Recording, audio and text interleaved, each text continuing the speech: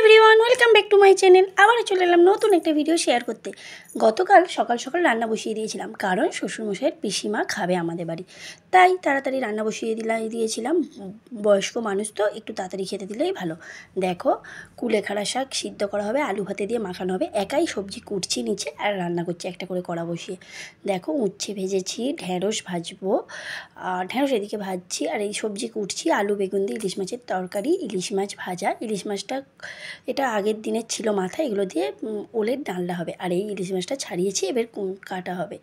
দেখো, তোমরা ভিডিওটা শেষ পর্যন্ত দেখো, তোমাদের খুব ভালো লাগবে। আমি কী কী রান্না করলাম, আমার শ্বশুরমশাই পিসিমাকে কী কী খাওয়ালাম সেটাও দেখো, আর আমরাও কী কী খেলাম। দেখো, এদিকে ওলের ডালনা হচ্ছে ইলিশ মাছের মাথা দিয়ে, আর তোমার কুলপো শাকটাও সিদ্ধ হচ্ছে।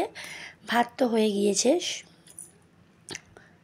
আর বেগুন আলু দিয়ে ইলিশ মাছের তরকারি হবে, সেটাও হয়েছে। দেখো, বেগুন আলু দিয়ে। এরপরেই চলো কী কী রান্না করলাম তোমাদের দেখিয়ে দিই। দেখো, উচ্ছে ভাজা, ঢেঁড়স ভাজা, ইলিশ মাছ ভাজা, তেল, ওলের ডালনা ইলিশ মাছের মাথা দিয়ে, বেগুন আলু দিয়ে ইলিশ মাছের তরকারি, আর কুলেখাড়া আলু ভাতে মাখানো। এরপরেই আমরা খাবো। আর বাবার পিসিমাকে একটু তোমাদেরকেও দেখিয়ে দেবো। দেখো, শ্বশুরমশাইয়ের পিসিমাকে একটু দেখে নাও তোমরা। শ্বশুরমশাইয়ের পিসিমা কিন্তু খুব বয়স্ক, আর তখনকার দিনে একই বয়স, শ্বশুরমশাইয়ের পিসিমার একই বয়স, জানো তো।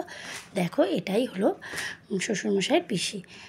এদিকে আমার বড়মশাইও খেতে বসে গিয়েছে, আর আমিও খেতে বসে গিয়েছি। দেখো, আমি কী কী খাচ্ছি দেখে নাও। আর বড়মশাই ক্যামেরাটা ধরেছে উল্টো, ক্যামেরা তো ধরতে পারে না ও, জানো তো। এই দেখো, আমি কতটা ভাত খাই দেখেছো, কত ভাত খাই, তাই না?